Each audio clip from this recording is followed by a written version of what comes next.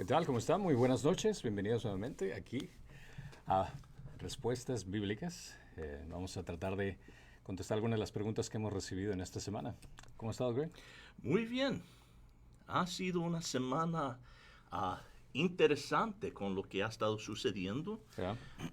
Yo sé que antes nosotros yo hablaba con gente acerca del virus y decía, hey, ¿conoces a alguien que tiene el virus? Y todos, no, yo no conozco a nadie, no Ya. conozco a nadie. Pero ayer para la oración entró a 4 peticiones de personas que tienen familiares o conocidos o personas en su familia que que le han detectado. Y no sé, ahora está como, en inglés decimos, it's hitting close to home, se Ya. está acercando a casa Llegando a casa, más. sí, definitivamente. Yeah, pues a mí me gustaría, si te parece, que podamos orar por esas personas en nuestra congregación Ya, que claro que sí. tienen amigos o conocidos o familiares con el virus y orar por ellos y también y no solo extender una palabra de petición a ustedes que si averiguan que han estado cerca de alguien que tiene el virus y usted todavía no ha sido, ¿cómo se dice? No, no presenta los síntomas No o ha no ha sido... diagnosticado. exacto, ha sido diagnosticado. Pedimos que por el bien de la congregación, por el bien de la comunidad, que refrene de ponerse en contacto con los demás o de venir a la iglesia hasta que Sí. sepas de seguro que no cargas el virus, porque es la única manera que nosotros vamos a poder como una sociedad controlar y detener la propagación de esta enfermedad si nosotros nos hacemos responsables de nosotros mismos. Y además, como cristianos, en amor a nuestro prójimo, Ya. deberíamos estar siempre poniendo los intereses de los más antes que las nuestras. Ya tenemos en la iglesia personas muy frágiles que tienen condiciones médicas que podrían caer en un problema muy, muy grave si es que logran tener este virus. Entonces, si has estado en contacto tal vez con alguien o sientes síntomas de enfermedad, de preferencia quédate en casa, disfruta a través de línea los servicios, los estudios que enviamos, pero por protección de los demás considera esto. Y siempre los que van a venir, tenemos una regulación de que todos los que están aquí vamos a usar máscaras. Así que consideren eso, es para protección. Este es nuestro nuevo normal, así que vamos a tratar de hacer lo mejor que se pueda de todo esto. Pero si me permite, voy a leer Claro que algunas de sí. las peticiones. Primeramente, a la hermana Clarisa Hernández, esposa de Alfredo.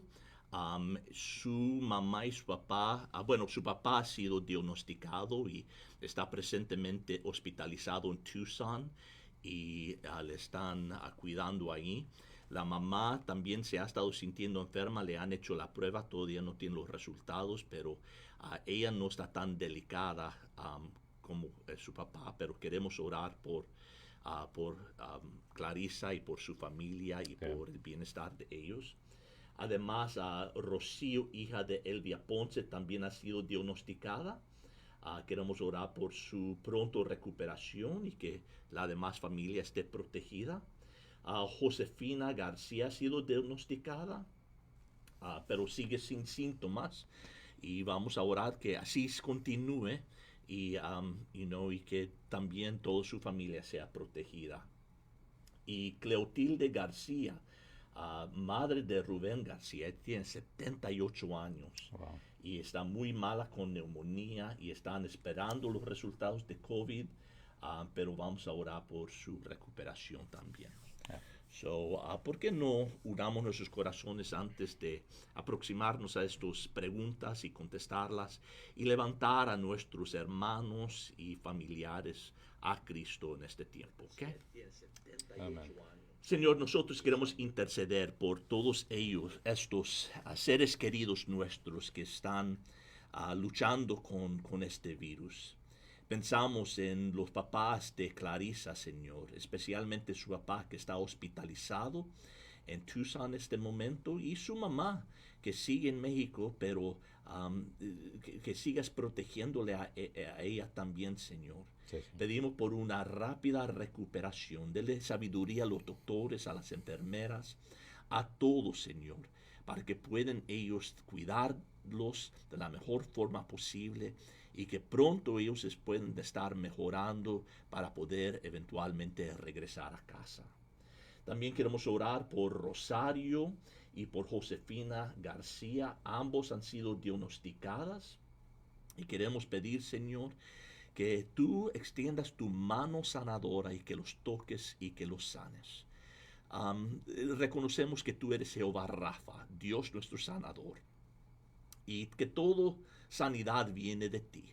Usas a veces medicina, a veces usas doctores y tratamientos, a veces usas milagros, pero sabemos, Señor, que es tu mano el que nos sana, y por eso nosotros te los entregamos a ti. Y oramos, Señor, también por Cleotilde García, a la mamá de Rubén, Señor, que ya está más avanzada en edad y mucho más delicada. Y pedimos, Señor, por fuerza sobrenatural en su vida, para que ella, Señor, pueda combatir esta neumonía que tiene, también a su cuerpo combatir contra este virus, y que ella, Señor, puede recuperarse de todos estos males. Y quiero levantar de último todos los familiares que están preocupados, Sí, sí. que no pueden necesariamente estar en el hospital con ellos por las restricciones y que se sienten tan incapacitados, sin poder hacer nada, ni siquiera consolar sus amados por la separación. Y yo pido, Señor, que tú des un paz que sobrepasa comprensión a todos ellos. Sí, sí. Y, Señor, que se mantengan en oración y encuentran fuerzas y consuelo en ti. Eso pedimos en nuestro Señor Jesucristo. Amén. Amén. Amén. Bueno, pues vamos a ver las preguntas que tenemos hoy para que la gente pueda estar en la misma página con nosotros. Tenemos 4 preguntas. Una de ellas es esta, que dice: Jesús aprueba la automutilación en Mateo 5, 29 a 30. Bueno, me faltó poner signo de pregunta porque parece una afirmación. Una nueva doctrina aquí en Sí. Calvario. Así que vamos a tener muchísimos ciegos aquí. Y enseño mi venda que yo ya he empezado el proceso. Bueno, vamos a ver esta pregunta que dice: Jesús aprueba la automutilación en Mateo. Pregunta, esa es pregunta, no es afirmación. Vamos a analizar esto en las escrituras aquí en Mateo capítulo 5, 29 al 30. Ok, así estamos. Si vamos a Mateo capítulo 5, 29 al 30, vamos a encontrar esto que dice: Y si tu ojo derecho te es ocasión de pecar, arráncalo y échalo de ti, porque te es mejor que se pierda uno de tus miembros y no que todo tu cuerpo sea arrojado al infierno. Y si tu mano derecha te es ocasión de pecar, córtala y échala de ti, porque te es mejor que se pierda uno de tus miembros y no que todo tu cuerpo vaya al infierno. Esto se repite incluso en Mateo capítulo 18, del versículo 7 al 8. Jesús también dice esto: Hay del mundo por sus piedras de tropiezo, porque es inevitable que vengan piedras de tropiezo, pero hay de aquel hombre a quien viene el tropiezo, por quien viene el tropiezo. Y si tu mano o tu pie te es ocasión de pecar, córtatelo y échalo de ti. Te es mejor entrar en la vida manco o cojo, que teniendo 2 manos y 2 pies ser echado en el fuego eterno. Ahora, ¿debemos de tomar estos pasajes literalmente? Bueno, la respuesta es simple. Si es que fuera literalmente, a lo largo de la historia, los cristianos seríamos categorizados como aquellos que no pueden ver, como aquellos que no pueden caminar, que no tienen miembros, porque todo el tiempo estamos en tentación y caemos en pecado. Por ende, el, esta doctrina, esta no es una doctrina en la que tienes que hacer esto, sino que es una expresión que Jesús utilizó. Porque seríamos una humanidad ciega y coja por generaciones si realmente fuera algo como una doctrina que tenemos que aplicar. Esto no es algo literal. Así que tranquilo, guarda tu cuchillo, pon a un lado tu cuchara para sacarte el ojo. No tiene nada que ver esto en lo que dicen las Escrituras. Aquí estamos viendo un uso de términos que usa una exageración. Es decir, que debemos estar preparados para hacer un sacrificio excepcional si queremos ser obedientes a Dios. Por ejemplo, en Mateo 16, 24 al 25 dice, entonces Jesús dijo a sus discípulos, si alguno quiere venir en pos de mí, niéguese a sí mismo, tome su cruz y sígame, porque el que quiera salvar su vida la perderá, pero el que pierda su vida por causa de mí la hallará. Esto habla acerca de la entrega total que tenemos cuando nosotros creemos que Jesucristo nos redimió de nuestros pecados y entregamos nuestra vida por completo en servicio a Él. Por ende, cuando leas pasajes de este sentido, es crucial leer el contexto. Esta es una lección extra. Cualquier inconveniente que tengas con las Escrituras, con un pasaje, o si es que alguien te dice un pasaje que suena medio extraño, contexto, contexto, contexto. Recuerda que el analizar las Escrituras en contexto te puede aclarar incluso muchas de las dudas que vienen cuando alguien te presenta una información que no suena bien. Siempre vamos a encontrar la claridad cuando leamos los versículos anteriores, los versículos posteriores, incluso leer el capítulo entero y incluso el contexto en el libro y analizar el contexto bíblico también, en comparación de cómo ese pasaje es aclarado por otros versículos alrededor que dan mucho mejor información o aclara cualquier confusión que tenga el pasaje. Si leemos, por ejemplo, en Mateo, en el contexto capítulo 5, del 27 al 28, dice, habéis oído que se dijo, no cometerás adulterio. Pero yo os digo que todo el que mire a una mujer para codiciarla ya cometió adulterio con ella en su corazón. Aquí está hablando acerca de la advertencia contra la lujuria, contra el adulterio de corazón. Esto quiere decir que en nosotros, por ejemplo, ¿cómo aplicarías esto en nuestra vida actual? ¿Cómo podrías tomar este pasaje que dice que te saques los ojos, que te cortes las manos, pero en forma de aplicación para nosotros sería, para no caer en lujuria, tienes que hacer algo radical que te evite caer en ese pecado? Como por ejemplo, hacer algo necesario como eliminar tentaciones, qué sé yo, de tu teléfono. Puede ser algo radical el hecho de que quites el internet de tu teléfono, que quites el internet de tu casa, tal vez que cambies de teléfono, tal vez de uno de estos teléfonos que tenemos y cambies a un teléfono de los, ¿cómo es flip phone? De estos teléfonos antiguos. ¿Es posible que llegues hasta ese punto? Tengo que tener un flip phone. El punto que va es el hecho de que tienes que hacer una actitud radical para eliminar esa tentación. Ese es el punto que quiere decir en este pasaje. Y Jesús está empleando lo que se llama aquí una figura retórica conocida como hipérbole. Hipérbole. Hipérbole viene a ser como una exageración obvia o una exageración intencional. Si podríamos dar un ejemplo de lo que es una exageración actual, por ejemplo, en la actualidad has escuchado expresiones que dicen, esta bolsa pesa 1 tonelada. Realmente no pesa 1 tonelada, realmente lo que quiere decir es que está pesada. O te he dicho 1.000.000 de veces que no seas exagerado. La misma expresión viene a ser irónica. O todo el mundo ya lo sabe. Realmente todo el mundo no lo sabe. Lo saben muchas personas, pero es una exageración para poder acentuar un punto específico acerca de este tema. Por ejemplo, esto es algo que incluso lees que se toma este aspecto de figura retórica en el Nuevo Testamento, como Pablo también lo utilizó. En Gálatas capítulo 4:15 menciona, esta es una expresión de figura retórica donde dice, ¿dónde está pues aquel sentido de bendición que tuvisteis? Pues testigo soy en favor vuestro de que, de ser posible, os hubiera sacado los ojos y me los hubieras dado. Ahora, esta es una exageración para dar una aclaración de que ellos se fueron mucho más allá de lo que una persona cordial, de una persona hospitalaria podría ser, y dieron mucho más de lo que él podría haber esperado. Pero utilizó una expresión que es una figura retórica que es hipérbole, para dar una aclaración mucho más allá de lo que es. Entonces, el propósito de magnificar en la mente de estos pasajes es para que los creyentes se puedan dar cuenta de la gravedad del pecado y cómo ese pecado tiene que ser tratado de una forma muy severa en este caso.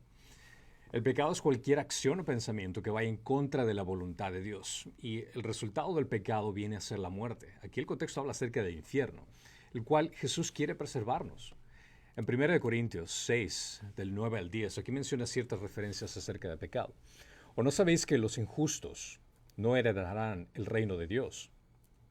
No os dejéis engañar, ni los inmorales, ni los idólatras, ni los adúlteros, ni los afeminados, ni los homosexuales, ni los ladrones, ni los avaros, ni los borrachos, ni los difamadores, ni los estafadores heredarán el reino de Dios. Aquí Jesús advierte que cualquier pecado es digno de castigo por toda la eternidad en el infierno. Jesús advierte del infierno que la gente no vaya a caer ahí, entonces que tenga precaución y que tome acciones extremas para no caer en esos pecados. El pecado lleva al infierno y esto hace que el pecado sea algo que tenemos que evitar a toda costa. Ahora, caminar, si te puedo decir, si es que estás caminando en tu vida espiritual y quieres evitar el pecado, ¿cómo puede ser esta ilustración para que entiendas la gravedad de este pasaje, este hipérbole que quiere hacer aquí? Imagínate que estás caminando por una fábrica de juegos pirotécnicos y que todo el piso está empapado de gasolina. Mi pregunta para ti es, ¿te atreverías a fumar en ese lugar?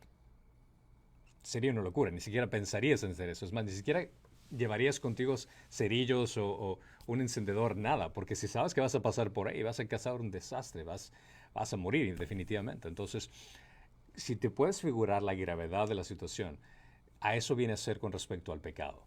Sea lo que sea que estés haciendo, cualquier cosa que te cause caer en ese pecado, que hagas algo severo para evitar caer en él. Toma medidas drásticas para sacar ese pecado de tu vida. No vale la pena, como el contexto menciona, si todo esto te lleva al infierno, no vale la pena perder el cielo para cualquier cosa que puedas obtener en este mundo. Nada, absolutamente nada. Dios toma el pecado lo suficientemente en serio como para sacrificar a su Hijo. Eso es qué tan grave es la situación. La falta de arrepentimiento es un crimen que se castiga con la muerte eterna. Es mejor negar nuestra carne que nos arriesguemos a pecar contra Dios. Dios está aclarando qué tan grande, qué tan problemático, qué tan trágico es cuando el pecado nos domina. Pero cuando estamos en Cristo, Él nos hace una nueva criatura y Él nos quita esa atracción que teníamos al pecado. Entonces, al estar en Cristo somos una nueva criatura. Las cosas viejas han pasado, ahora somos nuevos en Cristo. El Espíritu Santo es el que nos renueva, el que nos guía. Y te vas a dar cuenta que cuando estás en Cristo, y te puedo testificar yo también en esto, las cosas que yo solía disfrutar antes ya no me son atractivas. Ya no disfruto las mismas cosas como el pecado, como era antes de conocer a Cristo. Entonces, esa santidad que Dios trae por medio del Espíritu Santo te ayuda a caminar en el Espíritu para complacer a Dios. Y esto es algo que Dios nos pide. En 1 Pedro 1:15 dice, sino que así como aquel que os llamó es santo, así también sed vosotros santos en toda vuestra manera de vivir. Necesitamos esta hipérbole radical que Jesús nos da con respecto al pecado, con respecto al dedicar nuestra vida por completo y no considerar el pecado como que si fuera algo tranquilo, algo que realmente no tiene mucha preocupación, realmente no va a ser nada malo. Aquí, con este pasaje, cuando lo lees, viene a entender de que tu vida es primero fue entregada a Dios en el momento que naciste nuevamente. Y cualquier pecado no puede dominarte. Radicalmente tienes que cortar cualquier cosa, cualquier amistad incluso, que te haga caer en ese pecado. Viene a ser entonces en ese sentido. No cuchillos, nada que te saque los ojos, es hacer algo en acción para erradicar cualquier tentación que te haga caer e ir en contra de la voluntad de Dios. Pues esencialmente lo que nos estás diciendo es que esto es una figura retórica.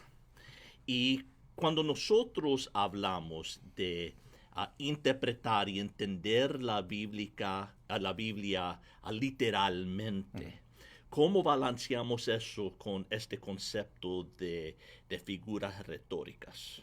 Es una excelente pregunta. Porque eso es donde la gente Ya. dice, pero yo tomo la Biblia literalmente, Ya. ok, pero ¿qué es el balance? Claro, por ejemplo, para leer la Biblia es importante Yo entender. estoy tratando de get you stuck, ¿cómo se dice? De hacerme caer exacto, gracias. No, son bromas. No, pero yo creo que es importante que la gente Ya, sí. entienda que cómo tomamos cosas literalmente, pero también dando lugar para las figuras retóricas. Exacto. So, I'm sorry. Cuando leas la Biblia, es importante entender de que la Biblia está dividida en diferentes categorías de literatura. No puedes leer, por ejemplo, Salmos de la misma forma que vas a leer los Evangelios, porque cada sección de la Biblia está categorizada por ya sea eventos históricos, narrativos, por poemas, por profecías, por descripciones como son el Evangelio, descripciones de eventos históricos en este momento, que también dentro de estas descripciones se encuentran parábolas que no puedes leerlas literalmente. Entonces, el Apocalipsis, por ejemplo, es algo que tampoco se puede leer literalmente. Tienes que analizar el contexto profético también que va en ese sentido y la idea del simbolismo que conlleva. Entonces, es importante analizar de que cuando tomas un libro, sería genial si es que tienes algo que te, una Biblia de estudio que te enseña acerca de qué tipo de literatura vas a encontrar en el libro que estás leyendo para que tengas una idea de qué se trata y no caer en la confusión de que tienes que tomar cosas literalmente como son. Se toman de acuerdo al, ¿cómo sería la traducción? De face value. Como el hecho de... Ya, estamos estancados los dos. Al hecho de la validez del texto en sentido literal. Entonces, nunca leas la Biblia en sentido literal, entendiendo, pasando por alto las categorías de poesía, de narrativa, de profecía, cosas por el estilo. Valor nominal. Valor nominal. Valor aparente. El valor nominal que tiene cada sección. Creo que esa sería una buena forma para no caer en este error. Porque incluso también hay un pasaje, Marcos, creo que es, me estoy olvidando, donde habla acerca, es un pasaje incluso que es cuestionado acerca de que no están en los manuscritos más antiguos, acerca de que al final puedes tomar veneno y que no te va a pasar nada. Y que he escuchado a personas que no crees en la Biblia literalmente, ok, aquí está un veneno, tómatelo y verás que no te va a pasar nada. Entonces son cosas como el estilo que tienes que entender el contexto. En primer lugar, hay cosas que son descriptivas y otras que son prescriptivas. Lo que estás leyendo en ciertas categorías son cosas prescriptivas que te dicen qué cosas que tienen que hacer. Prescripción médica, recuerda eso, entonces te da una orden, tienes que hacerla. Hay pasajes en la Biblia que son prescriptivos y otros que son descriptivos, que te explican qué fue lo que ocurrió en ese entonces a ese tipo de personas, en ese contexto de convenio o en ese tiempo. Entonces hay que aprender a distinguir, leer la historia, descripción, de qué es lo que se aplica a nosotros en sentido de prescripción. También otra cosa por analizar. Yeah. Y eso es lo que hay que entender, que así como cualquier literatura, la Biblia fue escrito por individuos que tenían un vocabulario, una forma de expresar, y dentro de eso hay figuras retóricas, hay dichos, hay formas de la cual ellos decían las cosas, que era como su forma de comunicar, y es nuestro trabajo para interpretar la Biblia correctamente, de entender esas figuras. Y hay libros dedicados a eso. Bollinger tiene una que se llama Figuras Retóricas, que es muy bueno. Pero, parte de las otras preguntas también se basa en lo mismo, en estas figuras retóricas, como vamos a ver. Yeah. Yeah. Pero siempre tomamos las cosas literalmente, pero entendiendo el vocabulario y la forma de expresar que tenían en ese tiempo. Y siempre, siempre les enseño a todas las personas que leen la Biblia, analiza la Biblia de esta forma. Estás leyendo una situación que alguien escribió, un autor escribió a un grupo específico con una motivación específica, a un grupo específico en un tiempo específico. Siempre leerlo de esa forma, porque también el error de las personas es tienden a leer como que la Biblia fue escrita a nosotros, o sea, en este tiempo a nosotros. Y no fue así. Estás leyendo de historia, lo que ocurrió en el pasado, así que no se trata acerca de ti, todo no se trata acerca de ti. Porque hay personas que se incluyen dentro del texto, así como que, yo soy Daniel. No, tú no eres Daniel. Está hablando de Daniel, aspecto histórico, y si es que quieres referirte con Daniel, realmente Daniel es una figura de Cristo. No es una figura acerca de ti, que tienes gigantes a tus lados, no. Tienes que analizar el contexto de lo que se habla de histórico para no caer en esos errores de interpretación bíblica. Bueno, vamos con la siguiente pregunta y saludamos aquí a Laida. Mucho gusto ver que estés aquí, a Nadia igual, saludos. Si es que están aquí, queremos saber, denos unos saludos para también darles de regreso saludos. Esta pregunta, ¿es el dormir del alma bíblico? ¿Es el dormir del alma bíblico? Bueno, aquí le dejamos esta pregunta facilita a Greg. Bueno, otra vez es lo que estamos mirando, es una cosa de interpretación y entendiendo lo que son las figuras retóricas en cómo se comunica y cómo habla la Biblia. Pero cuando hablamos del el dormir del alma o el sueño del alma, es una doctrina que origina de los adventistas del séptimo día. No sé si tú sabías eso, pero ellos son, Ellen G. de White fue la originaria de esa doctrina, y entonces cuando los testigos de Jehová se separaron de los adventistas, llevaron eso consigo. Pero en verdad fue algo de los adventistas. Pues es una doctrina que algunos de los diferentes sectas ellos retienen.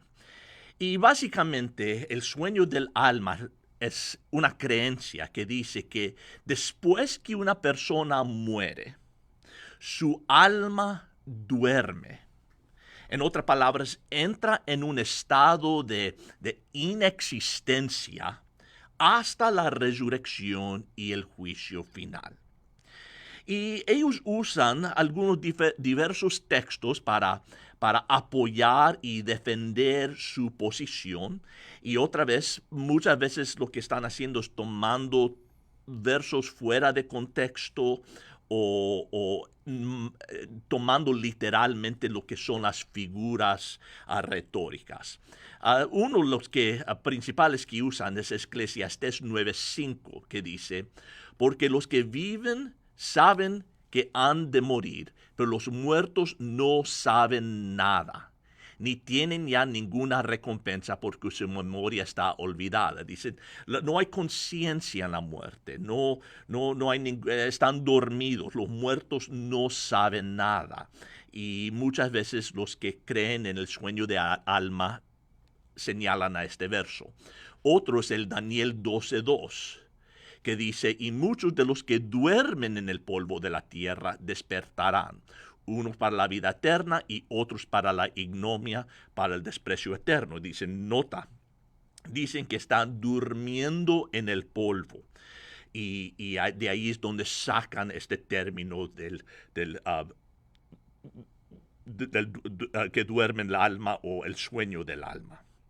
En el Nuevo Testamento, ellos señalan a este verso, 1 Tesalonicenses 4:14, que dice, porque si creemos que Jesús murió y resucitó, también Dios traerá con él los que durmieron en Jesucristo. Otra vez hay este concepto del dormir. Y una más, 1 Corintios 15, 17 y 18, que todo el capítulo 15 se trata de la resurrección de Cristo y cómo eso afecta nuestra resurrección futuro. Y Pablo dice, y si Cristo no ha resucitado, vuestra fe es falsa. Todavía estáis en vuestros pecados, entonces también los que han dormido en Cristo han perecido. Pues hay textos donde aquellos que enseñan esta doctrina te van a llevar, normalmente en el Nuevo Testamento son las referencias donde Jesús o los apóstoles hablan de la muerte como dormir, o también te llevan al Antiguo Testamento, normalmente a los pasajes poéticos, para enseñar cómo la muerte es como el sueño. Y quizás para entender todo esto de la resurrección de nuestros almas y espíritus, el mejor lugar para estudiar sería 1 Corintios 15. Porque ahí Pablo está hablando de cómo la resurrección de Cristo tiene ramificaciones muy grandes para la vida del cristiano. Y él escribió esto a una comunidad romana. Corinto era una ciudad romana. Y la resurrección, esta idea de la resurrección del cuerpo era escandaloso para ellos. Amaban la idea de la inmortalidad del alma, pero no les gustaba la idea de la resurrección de nuestros cuerpos. Pero Pablo dice, bueno, eso es una parte esencial en la doctrina cristiana. Así como Cristo resucitó corporalmente, también nosotros vamos a resucitar corporalmente algún día. Y en 1 Corintios 15, 20, él dice, mas ahora Cristo ha resucitado de entre los muertos, primicias de los que durmieron. Otra vez está esa palabra dormir. Pero dice que la resurrección de Cristo, que Cristo resucitó y tomó un cuerpo glorificado, ¿ok? Porque vemos que él pudo entrar en lugares donde las puertas estaban con llave y todo lo demás.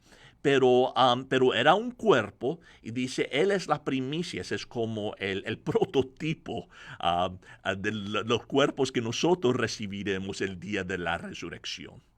Y Pablo, él escribiendo esta comunidad romana sabía que se iba a empezar a burlar de él, diciendo, ¿qué tipo de cuerpo tendremos? Pues él les dice en versos 42 al 44, dice, así también la resurrección de los muertos, se siembra un cuerpo corruptible y se resucita un cuerpo incorruptible. ¿Ok? Esos cuerpos corruptibles, pero recibiremos un nuevo cuerpo que es incorruptible. Se siembra en deshonra, se resucita en gloria. Los nuevos cuerpos serán gloriosos. Se siembra en debilidad, se resucita en poder. Se siembra en un cuerpo natural, se resucita en un cuerpo espiritual. Si hay un cuerpo natural, también hay un cuerpo espiritual. Pues lo que quiero que miren aquí es que la resurrección del cuerpo es algo absolutamente esencial dentro de la doctrina cristiana. Bueno, ¿qué tiene que ver esto con el sueño del alma, pastor? Bueno, la pregunta es, ¿qué sucede entre el tiempo que morimos y que hay la resurrección del cuerpo? ¿Y por qué la Biblia se refiere a este tiempo como durmiendo? Bueno, el Nuevo Testamento habla de la muerte en términos de sueño, de durmiendo, no porque literalmente están nuestras almas durmiendo, sino está hablando de la condición de nuestros cuerpos, que nuestros cuerpos están durmiendo, esperando para el día de la resurrección. ¿Ok? Hay muchos pasajes en el Nuevo Testamento que demuestran que hay conciencia después de la muerte. O sea que nuestra alma no duerme entre muerte y la resurrección, sino entre esos dos eventos hay conciencia. Por ejemplo, la historia del hombre rico y Lázaro, ustedes la conocen, que los dos murieron. Y el hombre rico que rehusó ayudar a Lázaro, al mendigo, él fue a un lugar de tormento, mientras Lázaro fue al seno de Abraham, un lugar de consuelo. Y entonces dice que en el Hades, el hombre rico alzó sus ojos, estando en tormento, y vio a Abraham a lo lejos y a Lázaro en su seno. Pues él ve a lo lejos sobre un gran brecha. Ahí está Lázaro con Abraham, siendo consolado por Abraham. Y gritando dijo, Padre Abraham, ten misericordia de mí. Y envía a Lázaro para que moje la punta de su dedo en agua y refresca mi lengua, pues estoy en agonía en esta llama. ¿Suena eso que su alma estaba durmiendo?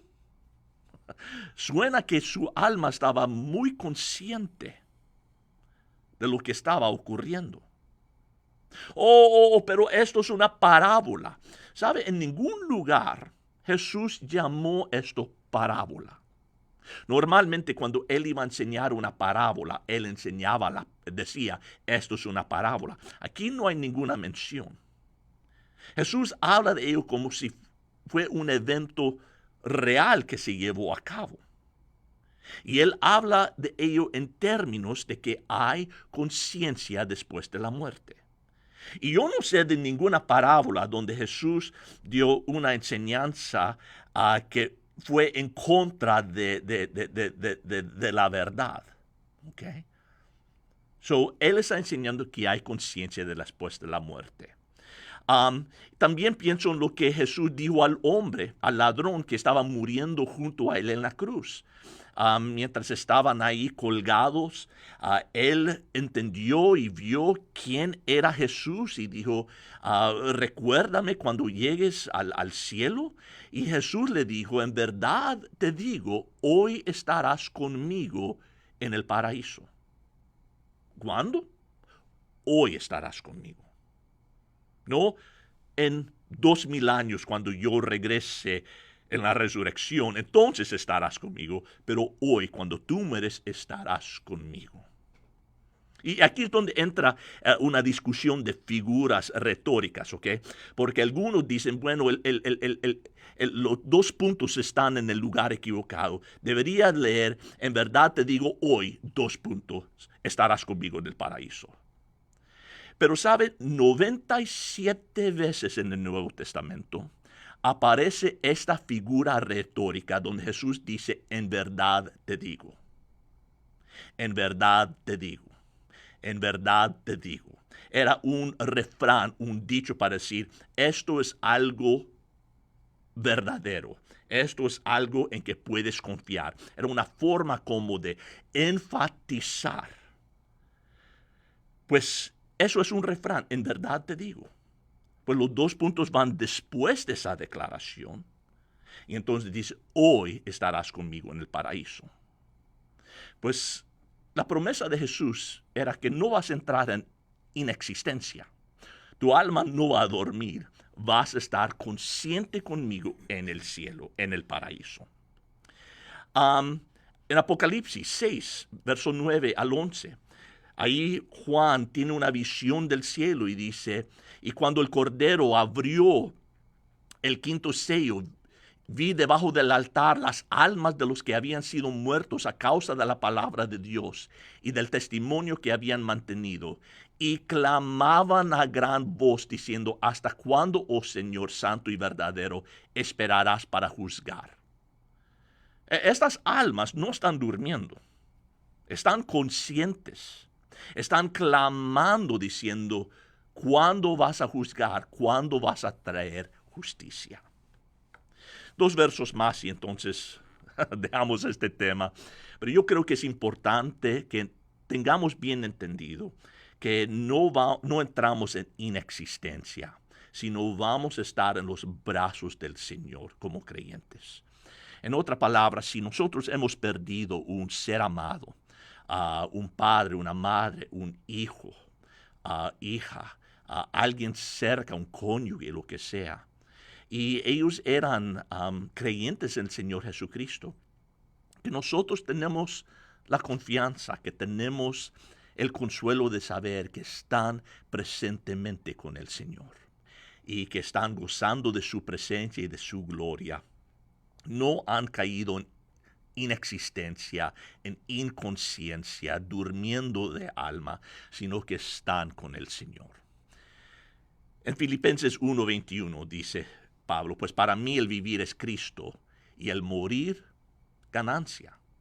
Ahora, si Pablo supiera que va a entrar en inexistencia, ¿por qué diría que eso es ganancia? ¿Por qué diría que es mejor estar inconsciente? Él dice, pero si el vivir en la carne, eso significa para mí una labor fructífera, entonces no sé cuál escoger. Pues de ambos lados me estoy apremiado, teniendo el deseo de partir y ¿qué? Estar con Cristo. Pues eso es mucho mejor. Pues la esperanza que él tenía es de que cuando él moría iba a estar con Cristo. no de partir y entrar en inexistencia, sino estar con el Señor. Y por último, 2 Corintios 5, 6 al 8 dice, por tanto,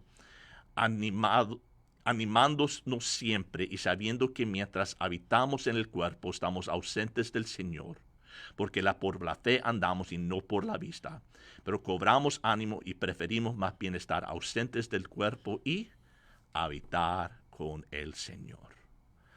Pues tenemos la esperanza de que el día que nosotros respiramos nuestro último aliento aquí en la tierra, que el próximo segundo respiraremos nuestra primera en el cielo.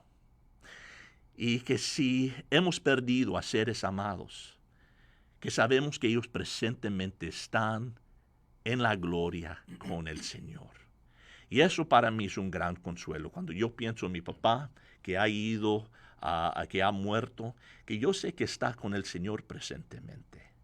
Y que el dolor, todo lo que él sufría, todas esas cosas, lo ha dejado atrás. Y ahora él está en verdad experimentando la vida. La vida verdadera, la vida eternal. Que no solo habla de cantidad de años, sino de calidad. Y él está en verdad disfrutando la vida. Y tenemos esa esperanza en Cristo. Y también como punto de aclaración, algo que es una confusión, bueno, viene a ser como una expresión muy común que escuchas en funerales y gente que parte, que dice, ahora tenemos un ángel que está cuidando por nosotros. Y entiendo el cariño, entiendo esa simpatía de la pérdida de alguien que queremos, pero en ninguna parte de la Biblia sustenta esta idea. Cuando alguien está ausente del cuerpo, está en presencia de Dios. Y solo considera esto. El estar en presencia del Dios Todopoderoso, y digamos, si Dios nos lleva esta noche a estar en presencia de Él, yo amo a mi esposa, amo a mis hijas, pero créeme que no hay nada más importante que estar en la presencia de Dios y sabiendo que Él es el centro de la atención. No me cabe en la cabeza como alguien puede estar en presencia de Dios y decir, espera un rato, déjame ver cómo está por acá. O sea, suena ilógico. O sea, como que realmente Dios no es suficiente. Así como que me aburrí de ti, déjame ver cómo está por acá, voy a cuidarlos. Así como... Y eso es un malentendido también, pensando que los ángeles son como seres superiores a nosotros. Y entiéndame, son seres más poderosos y más allá que nosotros, pero Cristo, Dios no ha hecho ningún camino de redención para los ángeles caídos. Los ángeles no son el objeto del amor de Dios. Los ángeles no fueron hechos a la imagen de Dios. Nosotros lo fuimos. Nosotros somos su objeto de amor. Nosotros somos lo que Él dio su sangre para comprar. Y decir que me voy a convertir en ángel sería como de tomar una posición menos en cuanto a la estima que Dios nos da. No, somos más amados y más, no sé cómo decirlo, pero no es lo mismo, ¿ok? De decir que nos convertimos en ángeles. Para nada. Y sobre todo también cuando me ha tocado predicar en funerales, sientes la diferencia cuando la gente reconoce que la persona que falleció es una persona que conoció a Cristo, que nació nuevamente, que fue justificado gracias al trabajo redentor de Jesucristo en la cruz. Y cuando parten realmente viene a ser como una graduación espiritual. Y siempre les recalco esto como idea. Les digo a la gente cuando está en un funeral, cuando se trata de una persona cristiana que ha fallecido, digo, imagínate el momento más feliz que has tenido con respecto a esta persona, a este familiar tuyo que ha fallecido. Ese momento donde estuvo súper gozoso, súper alegre. Ahora eso multiplícalo por 1,000,000 al estar en presencia de Dios. Realmente no existe nada que pueda robar la atención de alguien que esté en presencia del Dios Todopoderoso como para regresar a ver acá. Entonces, considera que cuando persona que está en Cristo, que parte de estar en presencia de Dios, es elevar a un estatus privilegiado de estar con el Todopoderoso. Y que realmente nosotros todavía, si es que alguien porque tenemos que estar sufriendo es por nosotros, que todavía estamos aquí en este cuerpo de decadencia, que sufrimos con el pecado a nuestro alrededor y todo lo que pasa a nuestro alrededor. Y sabiendo que nuestro ser amado que estuvo en Cristo está en un lugar muchísimo mejor y protegido de una forma mucho mejor del que nosotros podemos protegerlo. Y eso también en el sentido cuando parte un ser querido que es, qué sé yo, un niño, una niña, que es un hijo. Y eso es muy difícil para nosotros entenderlo, pero también parte del consuelo es considerar de que está mucho mejor protegido de que lo que nosotros pudiéramos hacer en toda nuestra vida. O sea, está con el Dios Todopoderoso que puede velar mucho mejor que nosotros podemos hacer. Y es solo un hasta pronto nada más. Cada vez que a veces viajo a mi país, Ecuador, y veo a mi familia, a mis amigos, esa despedida sabiendo que voy a regresar, tal vez algún día voy a verlos, es esa misma razón por la cual decir a una persona que ha fallecido en Cristo, es decirle nos vemos pronto. No es un adiós rotundo, sino que en Cristo tenemos esa esperanza de poder verlos nuevamente, únicamente en Él. Bueno, vamos con la siguiente pregunta, que dice, ¿por qué asistir a la iglesia? ¿Por qué asistir a la iglesia? Bueno, en primer lugar, vale la pena recalcar por qué la idea de la iglesia.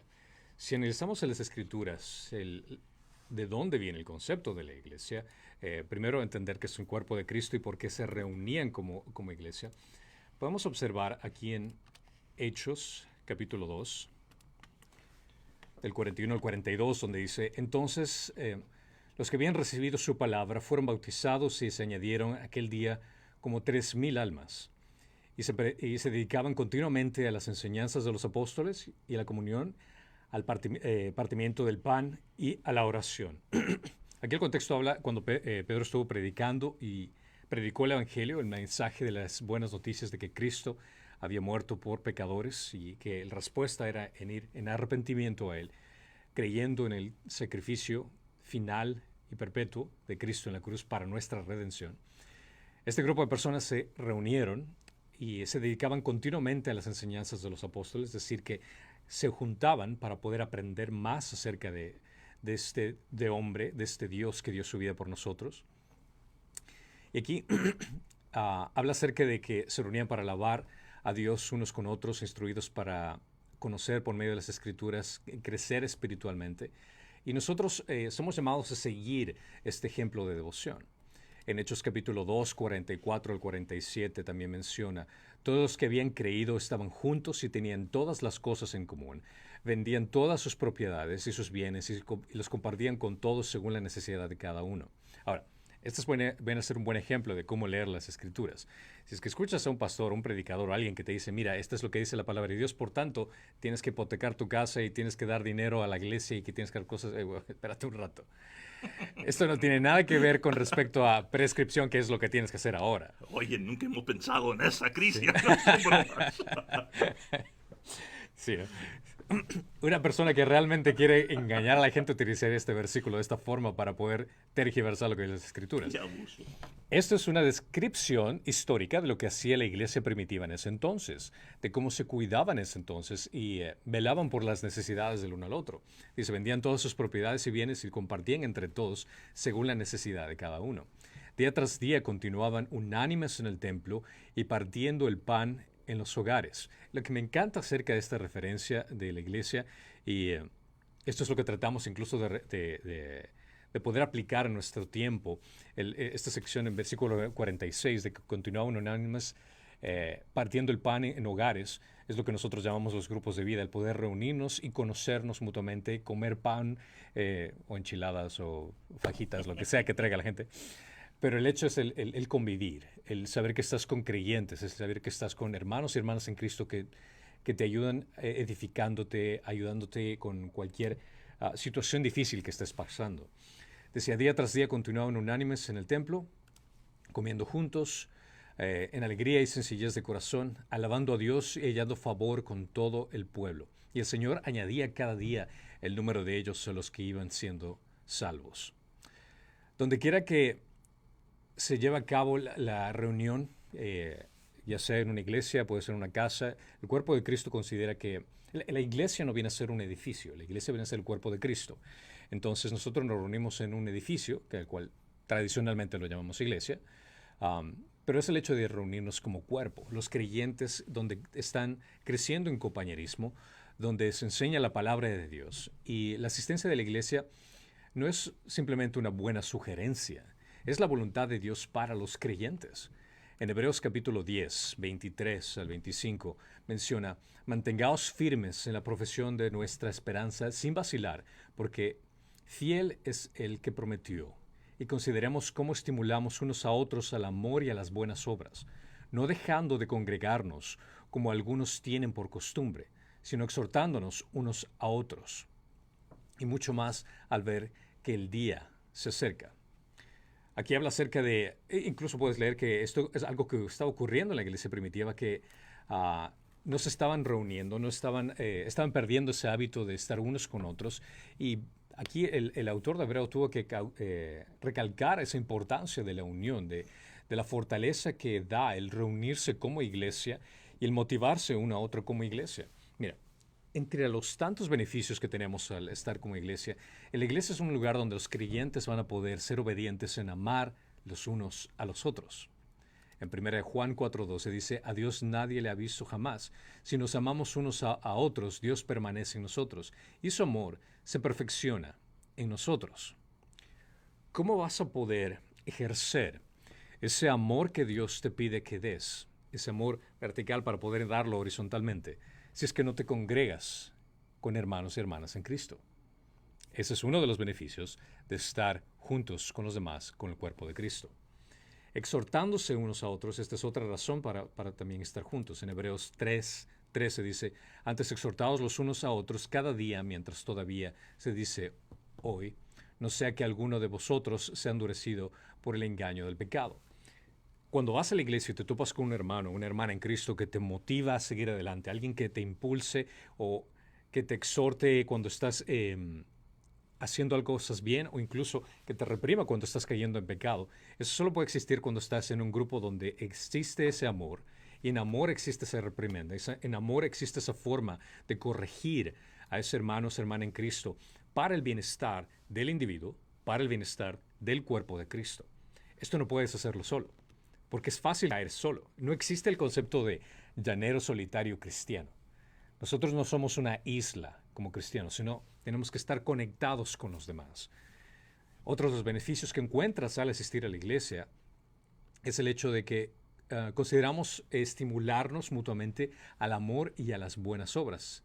En Hebreos 10:24 aclara esto y consideramos como estimulados los unos a otros al amor y a las buenas obras. Es decir, cuando se trata acerca de ser un mejor padre, de ser una mejor madre, un mejor hijo, de poder evangelizar a la gente, de poder crecer espiritualmente, eso lo encuentras dentro de la iglesia. El poder estimularnos para hacer cosas buenas, obras buenas. Y recuerda, y aclaro esto, esta estimulación de obras buenas no se trata para salvación. Se trata por el hecho de que ya somos salvos, que somos hijos en Dios, hijos de Dios, una vez que hemos recibido a Cristo como nuestro Señor y Salvador, que hemos nacido nuevamente. Comenzamos a hacer obras buenas en respuesta del Evangelio, en respuesta del hecho de que ya somos salvos. Y esa es esa estimulación que existe entre hermanos y hermanas en Cristo. El poder servirse los unos a los otros. En Gálatas 5:13 habla, porque vosotros, hermanos, la libertad fuiste llamados, solo que no uséis la libertad como pretexto para la carne, sino servíos por amor los unos a los otros. El servir unos al otro significa el poner a la otra persona en una posición más importante que la tuya. El poder amar a otra persona de una forma desinteresada. El saber que estás ejerciendo ese amor que Dios te ha dado. Es algo que puedes emplearlo dentro de la iglesia. El instruirse los unos a otros, como menciona en Romanos 15:14. En cuanto a vosotros, hermanos míos, yo mismo estoy también convencido de que vosotros estáis llenos de bondad, llenos de todo conocimiento y capaces también de mostraros los unos a los otros. Esto se aprende cuando vamos en grupo a la iglesia, aprendemos de las Escrituras, se nos enseña de la palabra de Dios y aprendemos cosas nuevas que nos ayudan a ser mejores cristianos, mejores hijos de Dios, mejores embajadores de Cristo. Podemos, también como menciona en Romanos 12:10, ser afectuosos unos con otros, con amor fraternal, con honra, daos preferencia unos a otros, podemos honrarnos unos a otros, el ver lo mejor de uno a otro. También ser bondadosos y misericordiosos unos con otros. Efesios 4:32 dice, sed más bien amables unos con otros, misericordiosos, perdonaos unos a otros, así como también Dios os perdonó en Cristo. Considera que después del matrimonio, y digo después del matrimonio porque viene acá a la iglesia, el matrimonio viene a ser la unión y el proceso de santificación más intenso, porque estás poniendo a un pecador con otro pecador que comienzas a tener fricción, peleas entre ellos y demuestras amor el uno por el otro a pesar de esas diferencias. En la iglesia también ocurre lo mismo. La iglesia viene a ser ese, aparte de los demás beneficios que mencioné, ese lugar donde puedes entender cómo amar a aquella persona que es difícil de amar. Cómo poder aguantar a aquella persona que te cae mal, que viene a ser tu hermano o hermana en Cristo. Incluso cómo lidiar con conflictos dentro de la iglesia. Es triste saber que cuando personas se enfrentan a algún tipo de conflicto en la iglesia, se van y dejan las cosas como van y no quieren solucionar el problema. El inconveniente con eso es el hecho de que no estás permitiendo que el proceso de santificación que Dios quiere hacer dentro de ti pueda florecer, ya que tú estás solo evitando las cosas. Ha habido muchas ocasiones en las cuales yo he tenido que lidiar con gente que está con un problema y les corrijo por amor porque quiero que crezcan y automáticamente dejan de asistir. Se pierden realmente el beneficio de poder crecer. A mí también me ha pasado, que me han corregido varias veces y duele, sí, incomoda, pero me ha hecho una mejor persona gracias a que permito que los otros hermanos y hermanas en Cristo puedan ver esos tal vez pecados dentro de mí o esas actitudes dentro de mí que no glorifican a Dios. Y el estar dentro de esa relación me ayuda a crecer y mejorar en ese proceso de santificación. Así que en la iglesia puedes estar para alabar, para crecer, para servir, para motivarnos los unos con otros, para ser parte del cuerpo de Cristo e incluso para tener conflictos dentro de la iglesia, lo cual te ayuda a crecer. Te ayuda a crecer. No corras con el primer conflicto, no corras con el primer problema que veas en la iglesia. Te ayuda a crecer. Ese es el proceso de santificación. Y sobre todo para expandir el reino de Dios. Ahora, quiero hacer un paréntesis ahí que también vale la pena entender esto. Es importante ir a una iglesia, ser parte de una iglesia. Esto está claramente establecido. Y aquí viene el punto, que tienes que conocer y buscar una iglesia que sea saludable en la cual quieras crecer. Una iglesia donde se enseñe bien la palabra de Dios, donde puedas entender de que Cristo es el centro de toda la predicación, donde puedas servir, incluso un lugar donde puedas amar a las demás personas. Y considera que nunca vas a encontrar una iglesia perfecta. Es imposible que encuentres una iglesia perfecta. Y si es que encuentras una iglesia perfecta, por favor no te unas a esa iglesia, porque la vas a dañar. Así de simple. Tú vas a encontrar una iglesia donde vas a encontrar pecadores. Y esos pecadores pueden estar en diferentes niveles espirituales. Hay maduros, hay inmaduros. Y el hecho de poder estar ahí para crecer, que te ayuden en el proceso de santificación, esa es la idea primordial de ser parte de una iglesia. Cuando una persona que confía en Jesucristo para la salvación se hace parte del cuerpo de Cristo. Esto es algo que claramente se establece en 1 Corintios 12:27. Dice, ahora bien, vosotros sois el cuerpo de Cristo y cada uno individualmente un miembro de Él. Cuando tú naces nuevamente, eres parte del cuerpo de Cristo y necesitas conectarte al cuerpo de Cristo, que viene a ser la iglesia. Para que el cuerpo de Cristo de la iglesia funcione apropiadamente, necesitamos acerca de tu presencia dentro de la iglesia. Porque tú eres tal vez esa mano que se necesita en la iglesia. Tú eres tal vez ese pie, ese órgano vital, esa cabeza que se necesita en la iglesia. Y 1 Corintios 12, del 14 al 20, habla claramente acerca de que son varios los miembros de la iglesia y que todos son importantes y que nadie puede ser mejor que otro. Aquí la iglesia no puede funcionar si es que no hay gente que sirve. La iglesia no puede funcionar si es que no hay diáconos, si es que no hay pastores, si es que no hay gente que cuide el ministerio de niños. Cada persona es importante.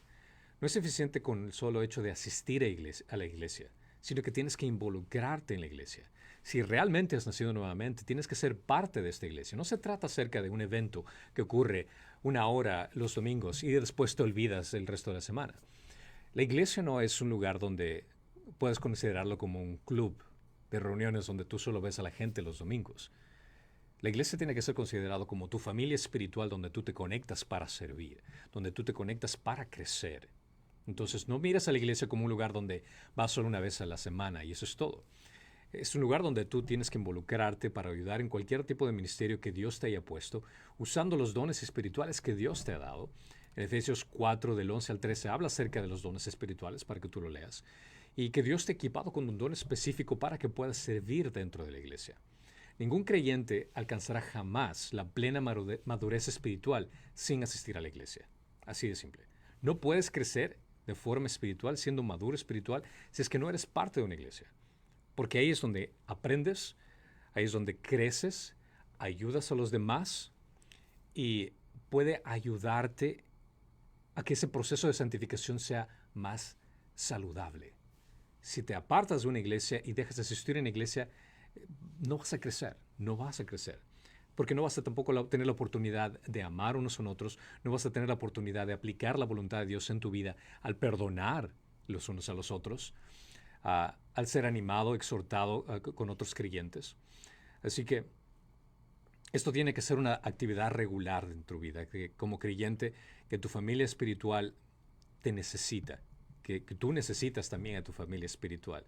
Así que esa no es algo que es obligatorio que tú asistas a una iglesia, porque no, tú asistir a la iglesia no te salva. El hecho de que asistas a la iglesia demuestra que realmente aprecias el trabajo culminado de Jesucristo en la cruz y quieres ser parte de esa familia. Quieres estar ahí porque quieres estar ahí, no porque tengas que estar ahí. Así que el sometimiento al liderazgo es importante. El hecho que vayas a una iglesia y consideres quiénes son los pastores, los líderes y que te enseñen bien y que te guíen bien, eso también es importante, porque también es el liderazgo de Cristo. En 1 Pedro 2:6 dice, pues, esto se encuentra en las Escrituras. He aquí, pongo en Sion una piedra escogida, una preciosa piedra angular, y el que crea en él no será avergonzado. Jesús es nuestra piedra angular, y nosotros somos esas piedras vivas que construimos y edificamos la iglesia. Cada uno de nosotros somos estas piedras que construye la iglesia viva, que sirve incluso a la comunidad, que alcanza a la comunidad con la palabra de Dios, con el Evangelio.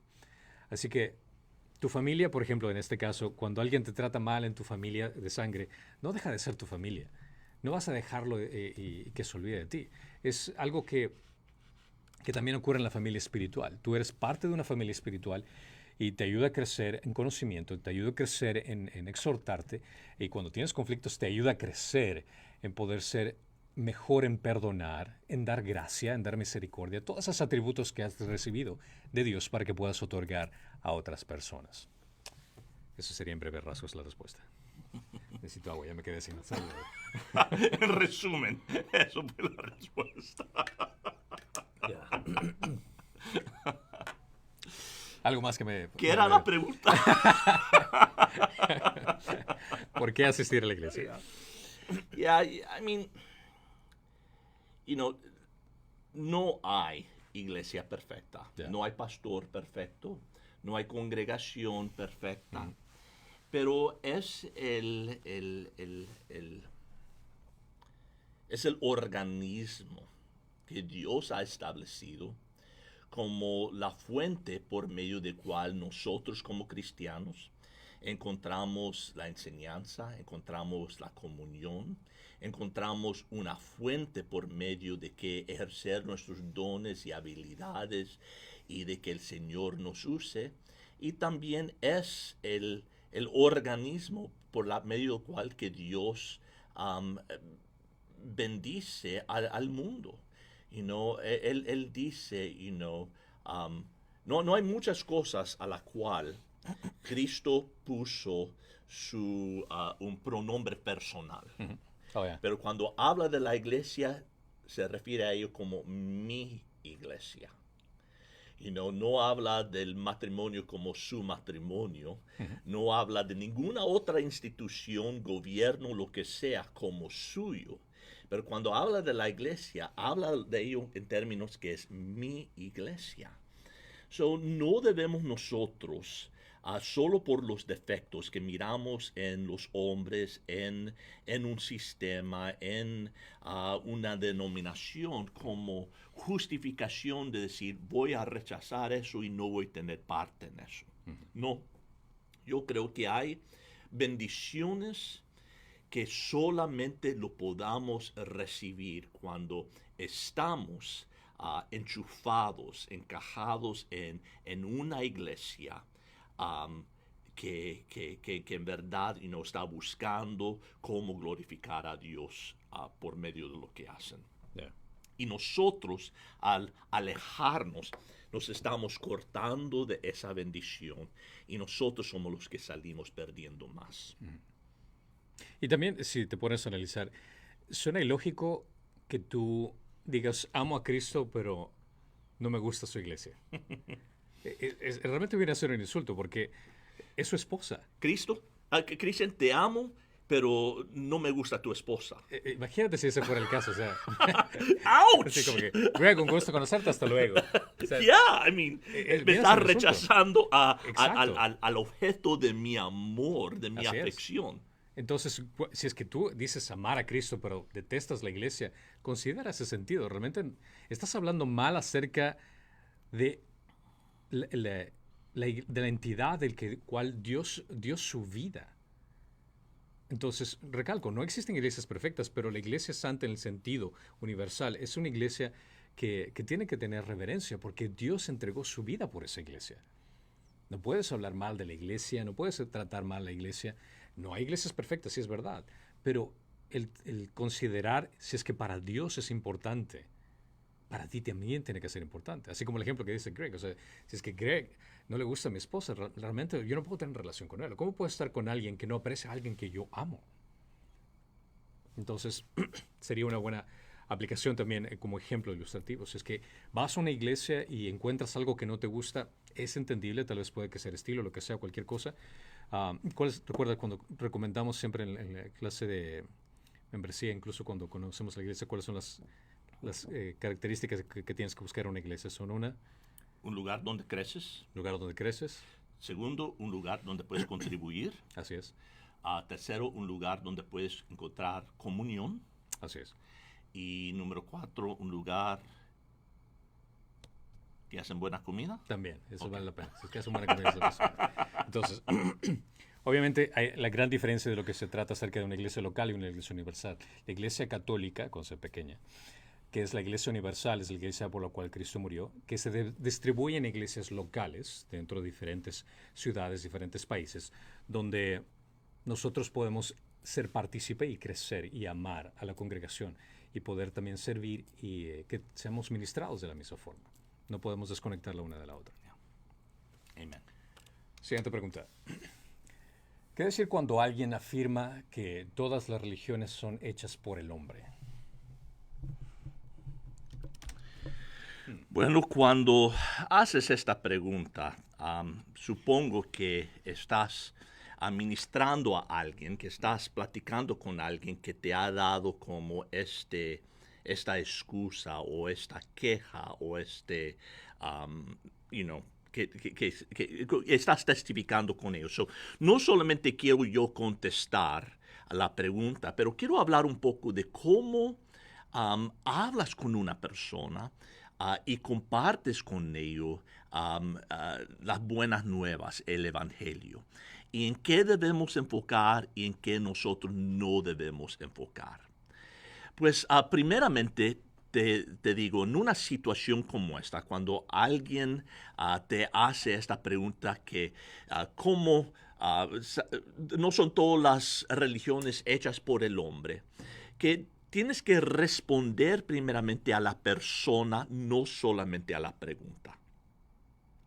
El Rabbi Zacharias, que un gran apologista que recientemente falleció, él decía, cuando enfrentas objeciones o respondes preguntas sobre la fe cristiana, nunca olvides que estás respondiendo a una persona, no solo a una pregunta.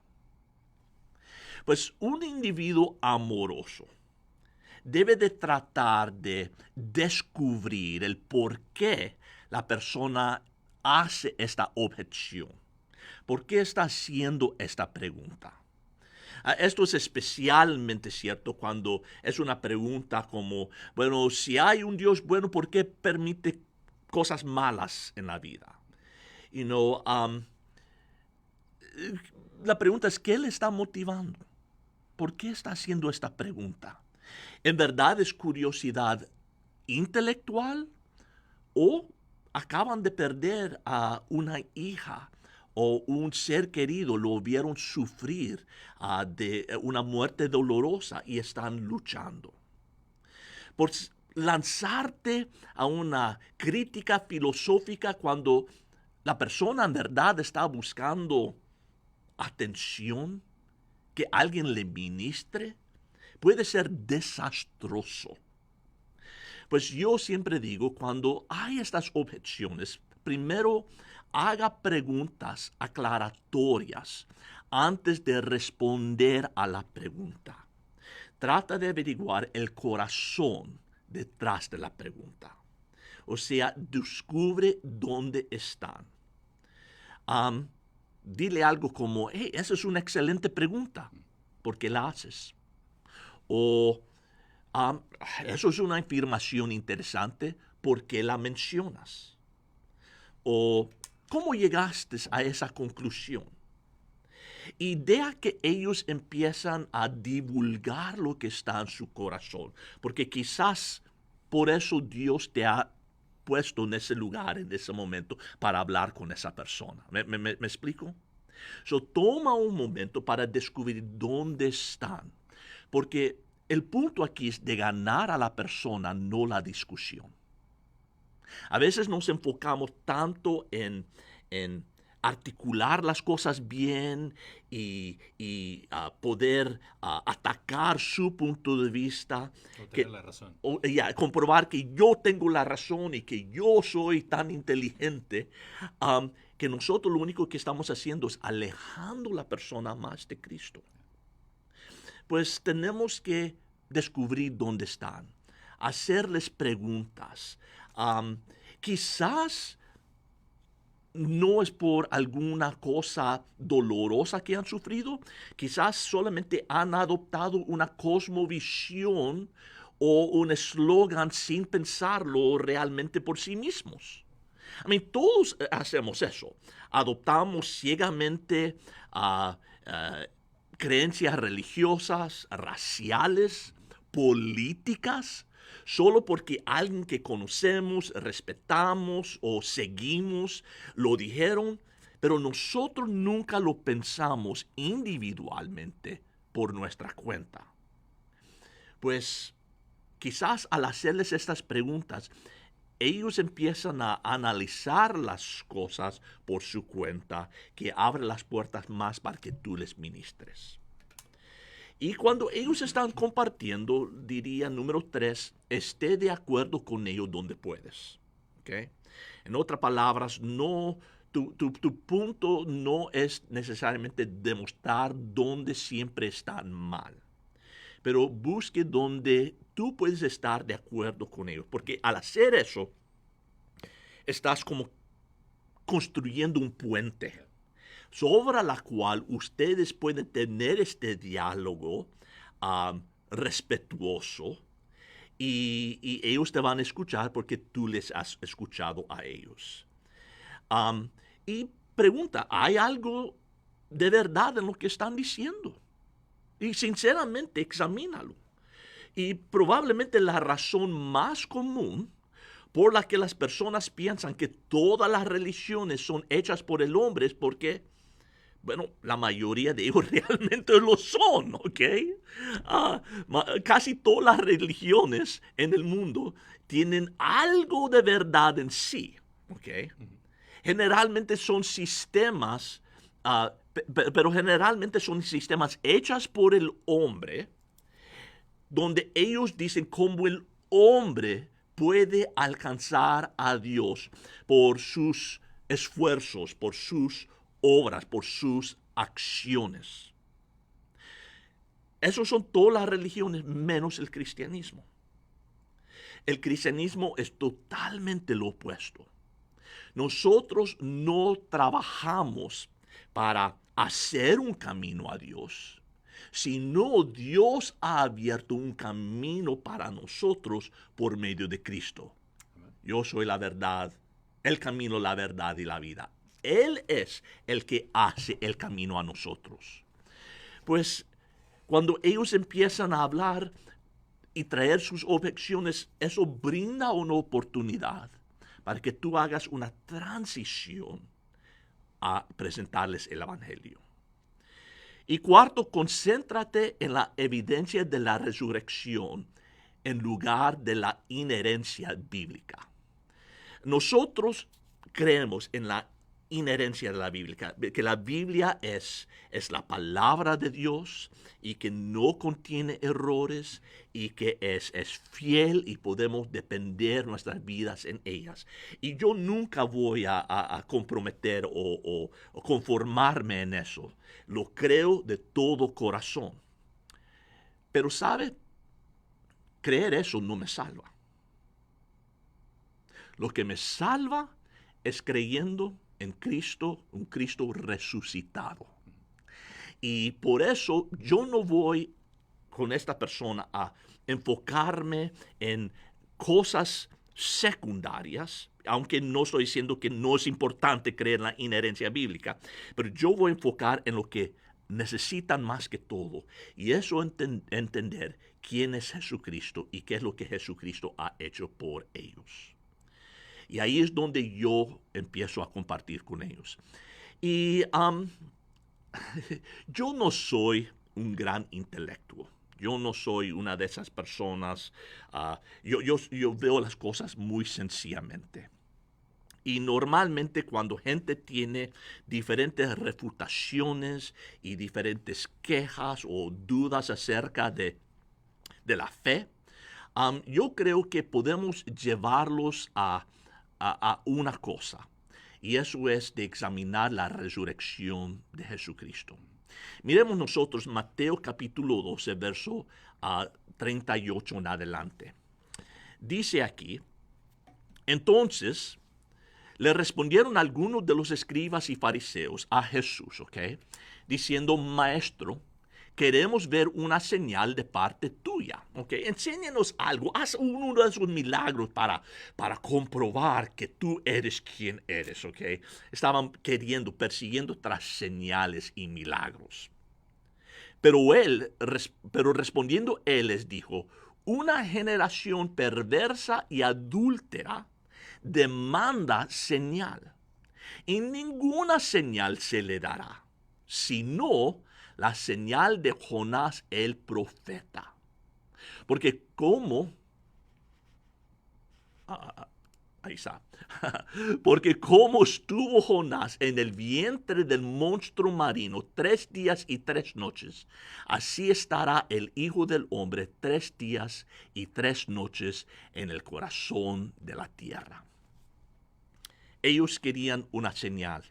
Querían algo impresionante para convencerles. Haga algo y entonces nosotros estaremos convencidos. Y Jesús dice, yo no voy a jugar ese juego, Pero te voy a dar el sumo señal. El señal que está sobre todos señales. Y eso es la resurrección. Así como estuvo Jonás en el vientre del monstruo marino 3 días y 3 noches antes de ser escupido, vomitado en las playas de Nínive. Así estará el Hijo del Hombre en el corazón de la tierra. O sea, Jesús dice lo que afirmará, que yo soy quien digo que soy y que yo puedo hacer lo que digo que puedo hacer, será la resurrección. En eso depende todo lo que yo he declarado. Eso afirmará mi persona, eso garantizará el perdón y mis promesas. La resurrección es el sumo señal de que yo soy quien digo que soy, el Hijo de Dios, y que yo puedo hacer lo que he dicho que puedo hacer, perdonarles y darles vida eterna. Por eso la resurrección de Jesús, podemos siempre llevar a la gente a ello. Es decir, examinemos la resurrección juntos. Miremos la evidencia y decidamos si Cristo en verdad resucitó o no. Y si Él resucitó como Él dijo, entonces tenemos que aceptar no solamente lo que Él enseñó, pero quien Él declara quién es, el Hijo de Dios. Y yo he escuchado y hablado con mucha gente que dice, oh, Greg, yo amo las cosas de Cristo, me gusta lo que Él dice, lo que Él hizo, pero tienes que entender que hay buenas personas que vienen de la iglesia mormona y otros buenos que van al mezquite allá en esta otra ciudad, o otros que adoran a Dios. ¿Por qué eres tan exclusivo? ¿Por qué no puedes ver lo que es la sinceridad de cada una de estas religiones? ¿No son todos casi iguales?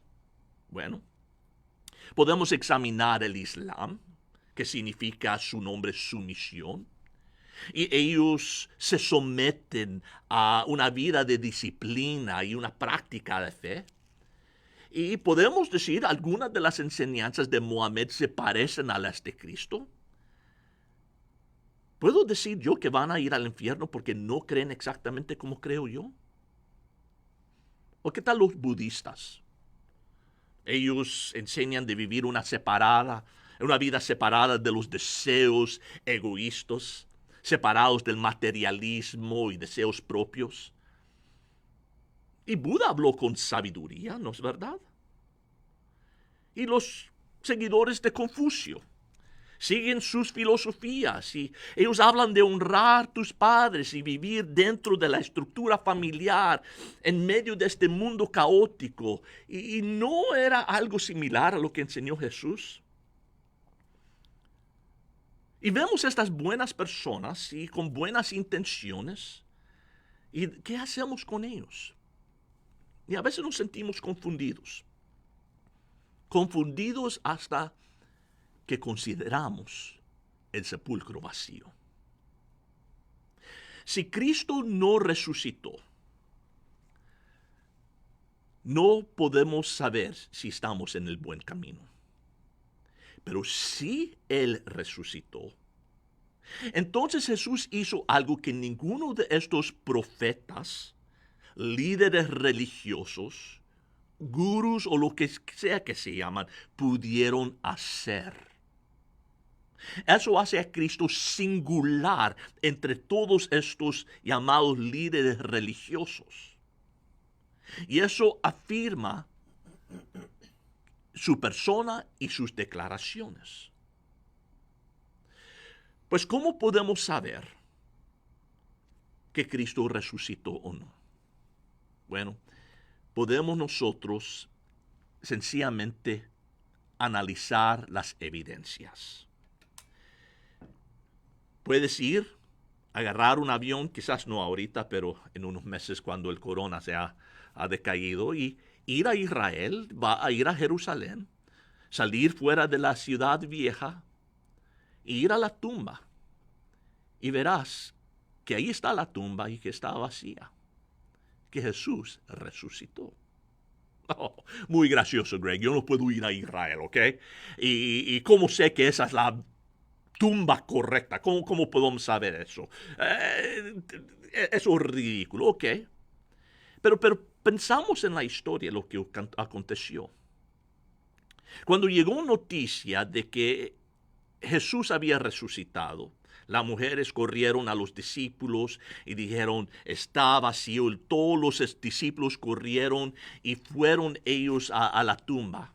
Algunos dicen, bueno, es que los discípulos y las mujeres y todos corrieron a la tumba equivocada. ¿De veras? ¿Tiene eso sentido? Créeme que cuando el chambre de que Jesús se empezó a regar que él había resucitado. Porque fueron los discípulos a la tumba vacía y lo vieron vacío y dijeron, oh, sabe, resucitó, resucitó. ¿No crees que los soldados romanos hubieran ido a la tumba correcta, producido el cuerpo y dicho, mira, aquí está? Si fue un error de los discípulos, ¿no cree que sus enemigos hubieran producido el cuerpo y dicho, él no está resucitado, él está muerto? Y demostrado que estaban ellos mintiendo. Pero quizás no fueron los discípulos. Quizás los discípulos robaron el cuerpo. Y entonces ellos inventaron la historia de su resurrección, que él estaba vivo, y mintieron a las multitudes. ¿Sería posible eso? Que estos 11 hombres, todos pudieron guardar este secreto, guardar esta mentira, hasta la muerte. Porque recuerda que todos murieron muertes de mártires, menos que Juan. Pedro fue crucificado boca abajo, Tomás fue lanzado con una espada. Mateo, su cráneo quebrantado con un garrote. Santiago fue cortado en dos con un enorme serrucho. Y todos los discípulos y algunos de sus hijos murieron muertes violentos y dolorosos. Y a ninguno le chispoteó diciendo, no, antes que me cortes en dos, déjeme decir, es una broma, hombre. Que todos murieron defendiendo una mentira. Estos que tenían tanto temor de que abandonaron a Jesús durante su juicio, de repente tuvieron el valor de enfrentar la muerte de esa manera. No, no tiene sentido.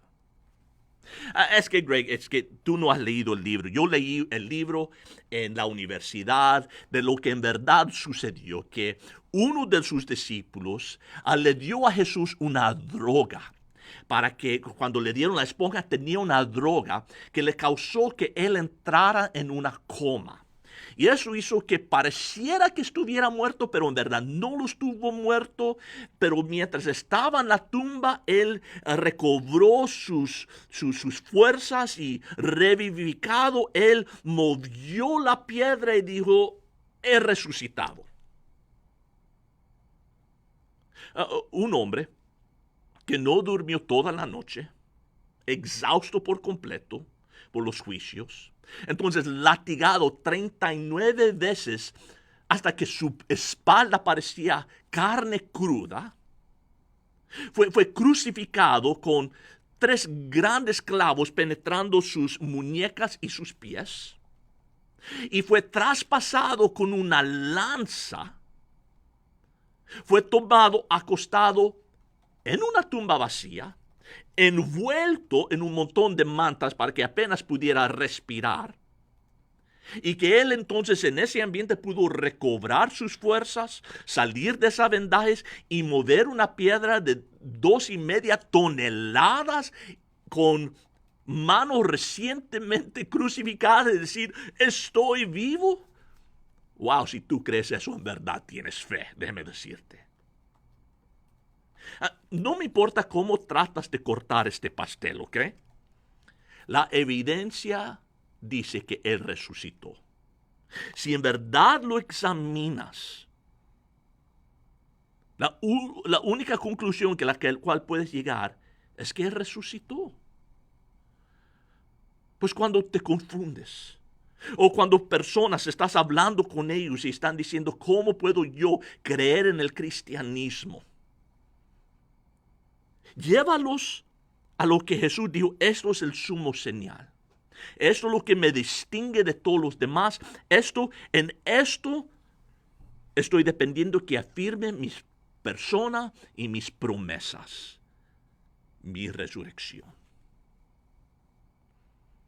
Y conduce a la persona a la resurrección. y comparte con ellos lo que Cristo hizo por ellos. Y compárteles cómo Dios hizo esto en amor. Y no fue que Él estaba estableciendo un sistema, diciendo, es lo que tú tienes que hacer para ir al cielo, como dicen todas las religiones. No, el cristianismo dice, es lo que Dios hizo para que pudieras ir al cielo.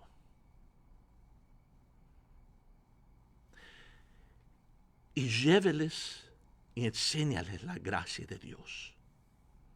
Eso es lo que lo distingue de todas las demás religiones.